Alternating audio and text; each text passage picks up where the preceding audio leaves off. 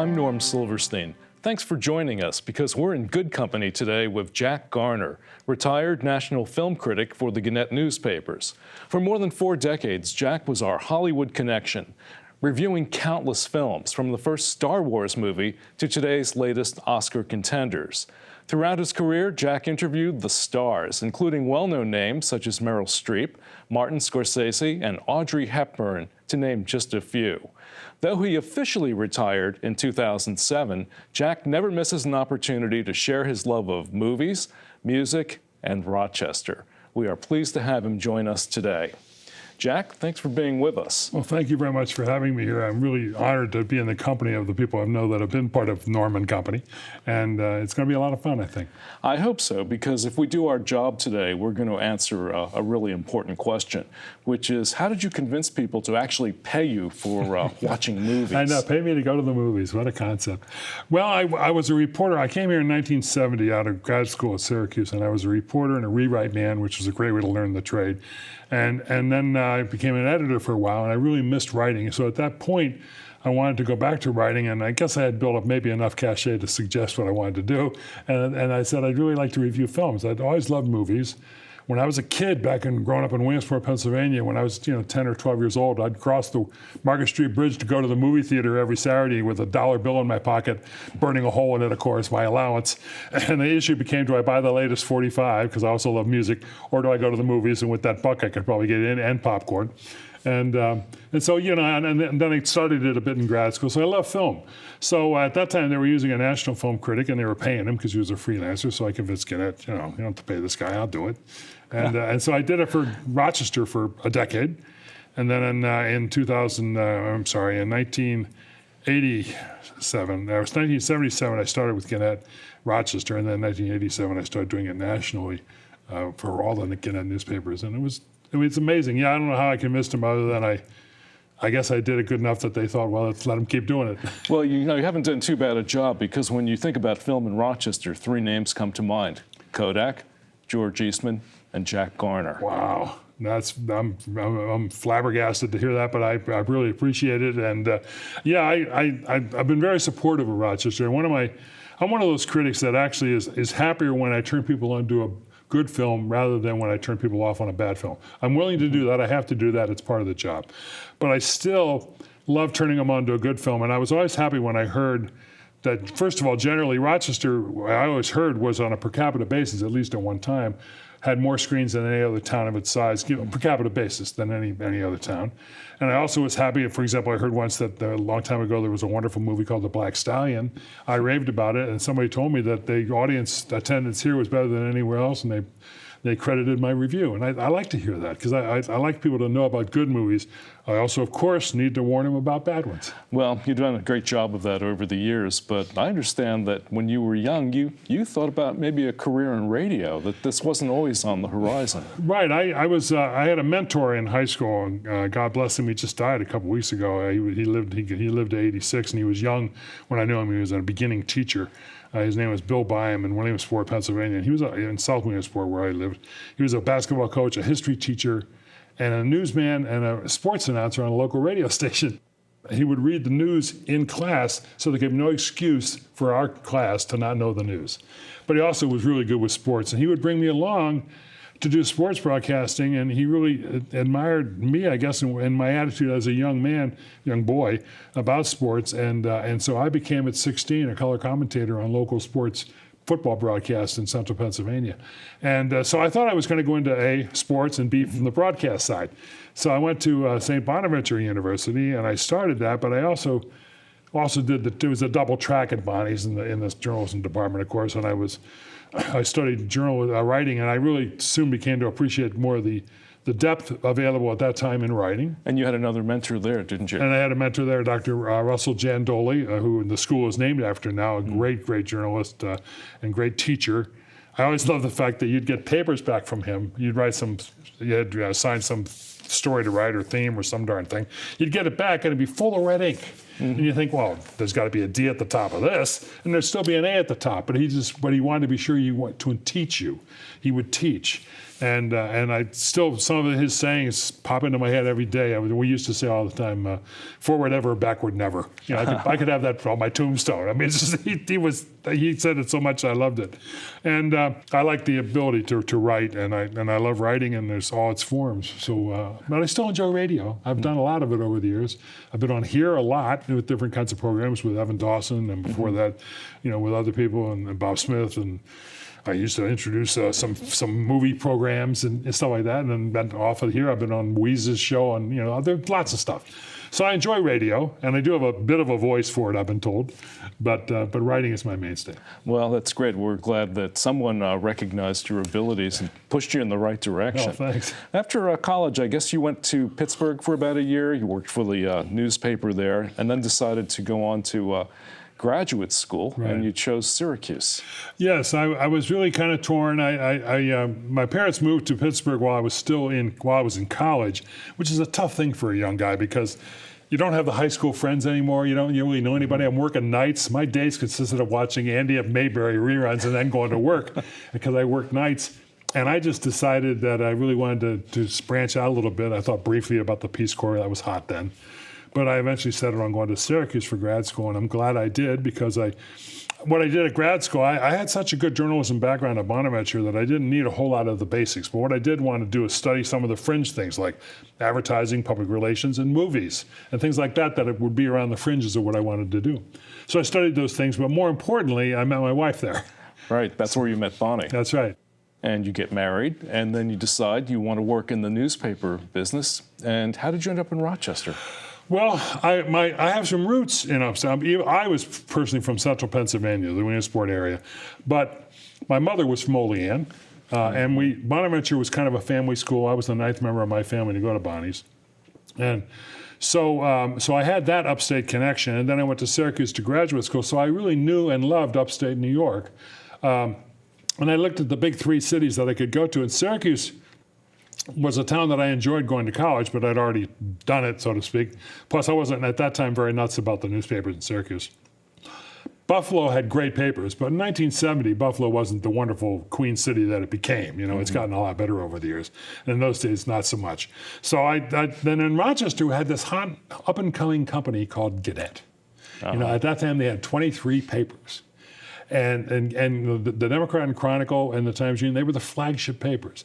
And so to come there, I thought, I'd rise up with the company. And I'm happy to say that my career kind of paralleled the growth of Gannett. Not that I had anything to do with it, but it came along, and so it was fun to come here. And I'd heard a lot about Rochester. I came here once when I was in college to see a concert by my #1 music guy, who was Ray Charles. And I came here and I saw Ray at the Auditorium Theater, and the town sort of kind of looked nice. You don't see much of it going to and from a concert, but I'd heard good things. I knew about its optical reputation. It was all about Kodak and about Xerox and all that. So I said, let's try Rochester, and I applied to and was accepted at the Democrat and Chronicle, and there I kind of met a third mentor in a way. John Doherty was the best editor I ever saw. He was amazing. He was the guy who hired me for the Times-Union. Their managing editor, the late John Doherty, was a fabulous guy.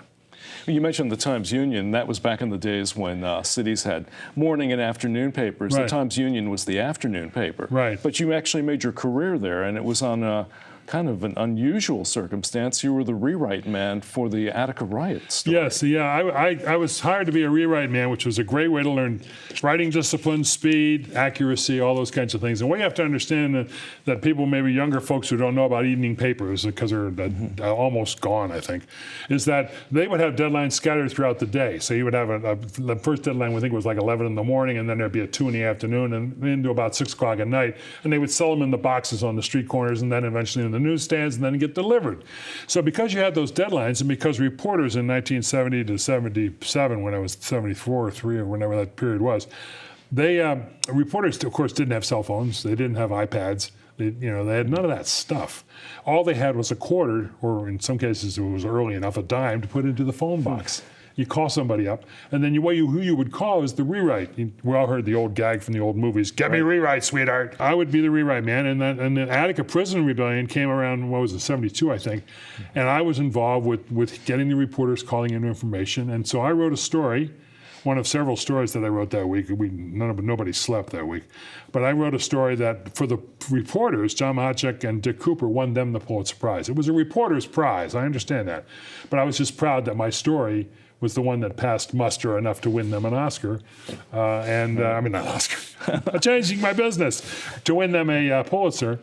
And I'm very proud of that. And so we all sort of thought of it as a team effort, and we all were part of it. And that's what led me to then becoming an editor, and then having... Right, you got noticed, and then the Democrat and Chronicle hired me up to be a night editor. Right. And then I came back to the DNC as a feature editor. And then I really missed writing, and then I created this job for myself where I would write about movies mostly, but occasionally about jazz and first or second generation rock and roll. I remember reviewing The Who and stuff like that. So I wrote for about 10 years. Then I'd go to New York for press, interview situations. And in those days, being a local critic, you'd sit at a round table to do the interviews with people, because I didn't have the prestige or the power of my audience. In other words, you need a big audience for them to justify a solo interview with somebody famous. But in 1987, when I became the chief Gannett critic for all the Gannett papers, and they originally wanted me to move to New York because it would be closer to the right. where all the tell interviews. Tell us about that. I can't imagine. You're still a young guy. You want to be a national critic, and they say we're going to move you to New York, and what do you say back? Well, I said, a couple things happened. First of all, the money wasn't going to be much different, and so on, and it's expensive to live in Westchester County, and that's where the papers were. The Westchester papers were owned by Gannett, and so I decided to pass on that.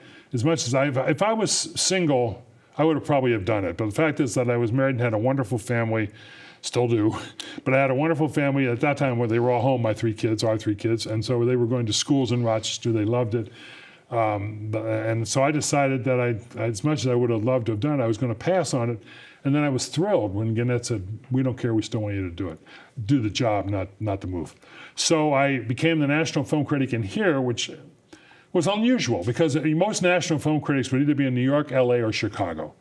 And the fact that I did it out of here was pretty remarkable, I think, in some ways. And I give Gannett a lot of credit for allowing me to try to do that. What I did was I traveled a lot. I went to New York 2 or 3 times a month, probably, for a couple of days at a go, to interview people and see people. I went to a lot of film festivals. I went to the Toronto Film Festival was my big daddy. It's a great festival, and it's a good mix of art and popcorn, so you can get both of your sides of your soul satisfied. And then I'd also go to the Palm Springs and Palm Desert festivals. Any festival that began with the word palm was okay by me.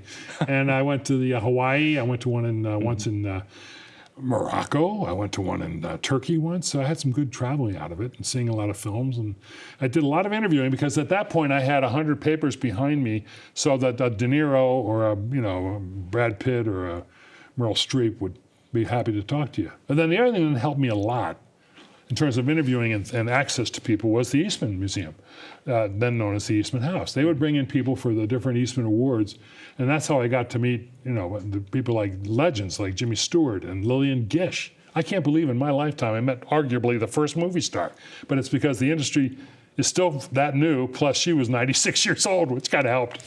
But and so I met a lot of people because of the Eastman Museum. That's been a big source of things that I was able to do. Well, you're kind of a humble guy, Jack, because you didn't mention that you also were awarded the George Eastman Medal of Honor in 2007. Tell us about that. That's arguably the proudest moment of my life, aside from the birth of children and grandchildren and the wonderful woman who agreed to marry me. Other than the personal stuff, getting that award was an extreme honor. I was the second person to get the George Eastman Medal of Honor. The first was Louise Slaughter. The third and fourth were Ken Burns and Jeffrey Ward, who you, of course, know intimately because of their great work for PBS, including the recent Vietnam series. So these things, it was a great honor, and it was a wonderful night. I'll never forget all my friends showing up and paying homage in a way to me, I guess, and to the Eastman Museum, which is wonderful. And I had a film series of some of my favorite films. It was great. And I showed that. I think that night I showed On the Waterfront, which is one of my very favorite films. So it was a great pleasure, and I'm very honored. Yeah, that is a terrific honor, and you're right. I knew Ken Burns and Jeff Ward were also winners of that award. But it's 2007, and now you're thinking about retiring. The movie industry was changing. The nature of movies was changing. The way they promoted movies was changing. It was harder and harder to get the kind of interviews you wanted. They were promoted more and more through the internet, through television. All that was changing. The newspaper business was changing. Not just Gannett, but everywhere. They were going to more and more to social networking and to the internet and all these things that we're seeing more and more even today. All those changes, I'm not saying they were good or bad. They just weren't me. They weren't kind of what I signed up for. So I was ready to give that up, but I wanted to keep writing, and they've allowed me to continue to write a column, which I still write 10 years later. Yeah, you mentioned the internet, and then to some extent, I guess that's changed the role of the film critic. Now you have sites like Rotten Tomatoes and other sites where people are the reviewers. Right. How do you think that's changed the role of the film critic? Well, it's bothered me a little bit. I know when I was near the end of my career, there was a move by some of my editors, and I understand it, to maybe have me bring in some amateurs to go to the movies with me and see what they think of a film. And as one who studied film all my life and went to college and studied it and really kind of worked at it and honed my craft, there's a part of that says, well, wait a minute, I really worked hard to express my opinions and have the right to do that. But on the other hand, if you look at it, it's just sort of like polling people. I guess that's okay. It changes. Everything changes. You've mentioned a few things about the film industry, and obviously that had a huge impact on Rochester. What do you see for the future? Is there still going to be a film industry as we kind of know it, or is it all going digital? The big problem, it did go digital. It's funny how it sort of morphed. There was a time when digital first came along, around the time of that whole second wave of Star Wars movies. I guess they would be the fourth, fifth, and sixth ones made, or whatever it was, where they wanted to get the special effects. When you shoot on digital, it is easier, as I understand it, to get special effects and morph them into the thing. So we had that happening. And then we had, so because of that, they started using digital to shoot a film on, and then they would transfer it to film to get it into theaters. But then they finally convinced all the theaters across the country, at some considerable expense, and in some cases big fundraising programs and all sorts of things, to get digital equipment in. So now they all have it in. Now we're going to say, no, now we want the film back in? I don't know. It would take some miracle for that to happen. So I think what you may find at least, and I think you are finding, is that a lot of people will shoot on film because of the way it looks, and then transfer it to digital for a presentation. Well, I was thinking about the way vinyl records are making a comeback, Right. and wondered, we have great interest at the Little when we show a 35 millimeter film, Right. particularly for young people. They say they've never seen film before. That's unbelievable, but I guess it's true. What are your favorite films? I used to say 2, and then I've expanded that to 4. I got a little more generous with my attitude. But the original 2 that I said, and they're all, by the way, they're all inarguably classics.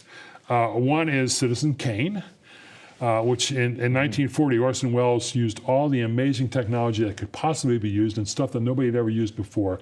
And the genius of the film is that he didn't know what he was doing. So he wasn't stuck to some old ways of doing it. And he had a cinematographer, Greg Tolan, who wanted to do that stuff too. So for example, you would see the ceiling in shots where if you really panned up to the ceiling like we are right now, there's lights up there and everything. So he made it so that they would have you could see the ceiling so it looked realistic. It wasn't the first film to do it, but it was the very pronounced thing in the film. He used deep focus. He used all sorts of, the narrative he uses the flashback techniques, flashbacks upon flashbacks. The sound, because he came out of radio, the sound is spectacular. Like when he's in a big auditorium speaking, it sounds like he builds the echo in. So all that stuff. The only problem with the film, and it's not a problem, it's the film being honest, is that it's cold, because it's about a cold man. So if you want a warm movie that you can cuddle up to on a desert island, it would be Casablanca. Right, my favorite film. Yeah, it's a wonderful, wonderful movie, and it's a great casting film. And Ingrid Bergman was where she was when she got called to do Casablanca, Rochester, New York. Really? Her husband was a student, Peter Lundstrom, at the U of R Medical School. And she lived on South Avenue, and she used to take her little daughter, Pia, ice skating on Riley Pond in Cobbs Hill. And she was here when she got the call to make Casablanca. So that's number 2. Number 3 is On the Waterfront. Again, because of Brando, I think to this day, no performance in the history of film to this day has been as powerful as Brando in that film. I think he's so amazing in that movie. And not just the famous taxi cab scene. There's another scene where he's talking to Eva Marie Saint, and she has this little dainty glove. She's a dainty little schoolgirl. And she drops the glove on the ground, which was not planned. And he picks it up, and he actually tries it on his hand instead of just giving it to her. And it's just the way the scene plays out. They improvise it, and Elia Kazan wisely keeps rolling the cameras.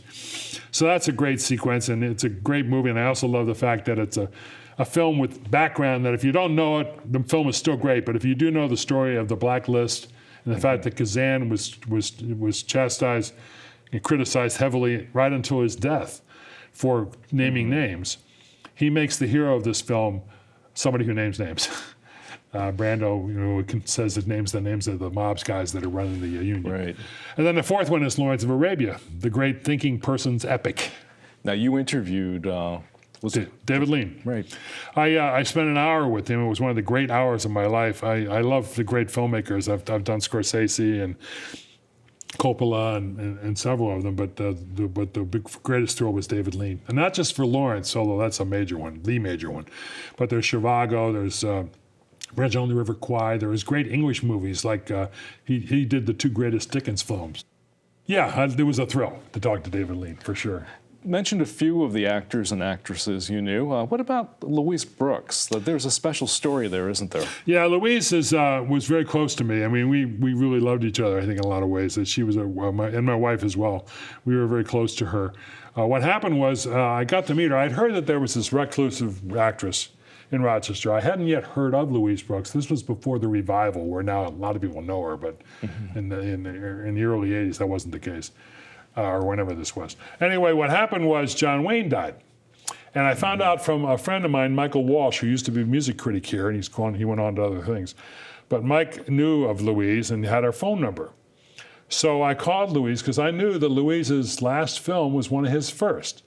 It was a Saturday matinee thing called the Overland Stage Riders, in which Wayne was one of what they call the Three Musketeers, which was the Western version of Three Musketeers. So I called her, and she had written a book, or somebody else had written a profile of John Wayne, a book, and she had written the introduction, and she gave it a great title. The title was A Duke by Divine Right. Apparently she really dug John Wayne. So anyway, and I don't know how far that went, but there's talk that, So anyway, I said, can I come over and talk to you? She says, oh, sure. So I came over to her apartment. She lived in an apartment at 7 North Goodman. You walked right in the door. She never locked her door. She mostly spent most of her time in a single bed in this little bedroom. And I think, she was too lazy to get up and open the door. I think she'd rather be attacked than bother blocking the door. So and I got to know her. We talked a lot, and it was a two-way thing. On one hand, it was an old lady who needed help. So my wife and I would do things for her, run errands, bring her over Thanksgiving dinner, stuff you would normally do for an elderly person. On the other hand, she's a very famous elderly person with great stories to tell. So our gain, of course, was to learn all this stuff from her and to talk to her about her summer with Charlie Chaplin when they were lovers for a while, and her work on some of the films, and her going to Germany to do Pandora's Box. And I even wrote an outline at one point to do a book on her, and Jerry Paris, writer, Barry Paris, rather, beat me to the punch with a really good biography of her. And I have since written about her a couple times, but mostly in the forwards to other people's books or a chapter in my own book from My Seat on the Aisle. So, but yeah, she was an interesting lady. She burned every bridge she ever walked over. She was an ornery cuss, but she was brilliant. She was that was part of the problem. She was much too bright for that whole Hollywood scene to be sitting around and waiting for a movie to get going, and she would just be bored, and she'd be reading, and she'd be writing things. And she eventually came here at the impetus of James Card from the Eastman Museum to start studying film, watching her own film, watching other people's films, and writing essays for big, high-end academics film magazines. They were then compiled later into her own book, Lulu in Hollywood, which is a great memoir. And so, yeah, Louise was very special. That's one of the great joys of my life and my work is it's not only to meet people that made special movies that I love and all that, but also just meet interesting people that I found I interviewed Spike Lee once here at the Eastman Museum. He happened to come here for an honor, and he had just made a movie about basketball with Denzel Washington.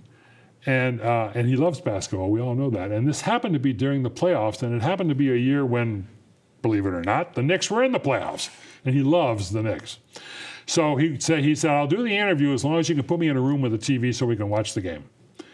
Now, some people would say, some critics who don't know much about basketball or care about it would say that that's a really bad thing. It's going to be very distracting. I'm going to have a lousy interview. My attitude was, he's so famous for his love of basketball. His movie's about basketball. We'll have a ball. We can always talk during the timeouts and halftime. And so it was fun to watch a Knicks game and interview Spike Lee at the same time. I heard that you had an interview with some other reporters with Bill Murray, and that that one didn't go quite as everyone planned either. A ton of fun, but what do I have when I'm done? This was a group of reporters. This was back in the days, like I said, sometimes you do these things as a group. And we were, in this case, we weren't in a ballroom, and the talent didn't come to us, so to speak, but we had to go around to these on a hotel, the whole floor of a hotel.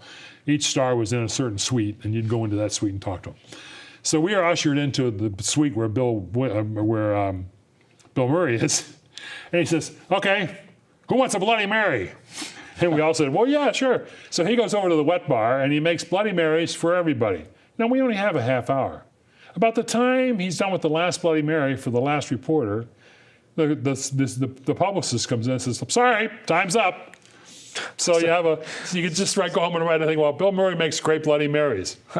The other guy that was a tough interview in a similar way was Robin Williams, the late great Robin Williams, because he was always on. There are two actors that are famous for always being on. One was he, and the other was Peter Sellers, and they almost like they didn't have a personality outside of being on, which is in a way kind of sad to think about. But Robin Williams, I always made a point of getting him very early in the day because he hadn't warmed up yet. If they warm up and he's telling you a ton of jokes, you laugh a lot, but you leave the thing saying, "What do I got to write about?"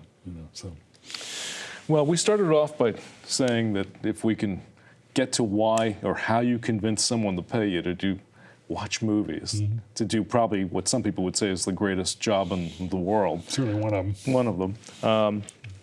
Take a look back and share with us what was the best part. What's been the best part of being a national film critic?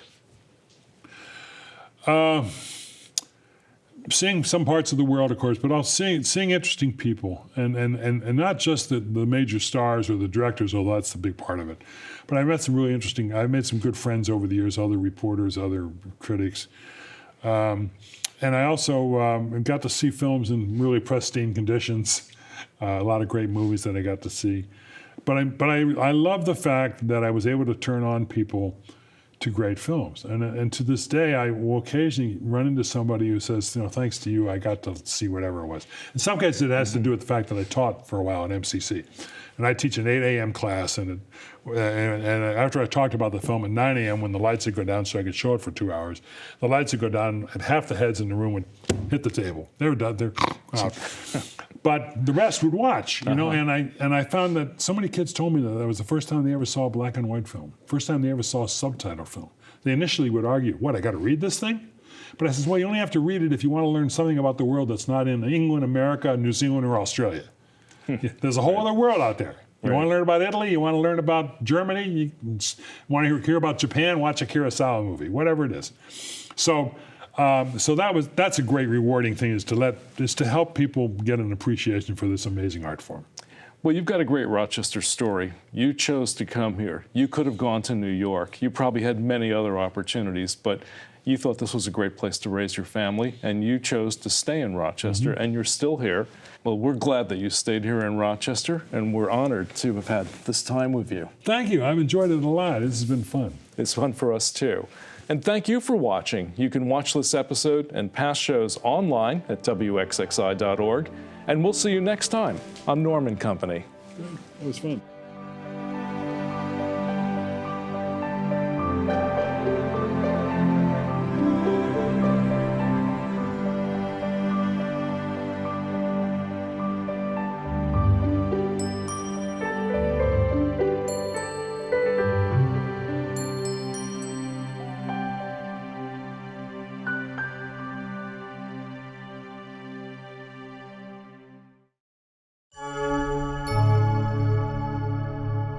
you.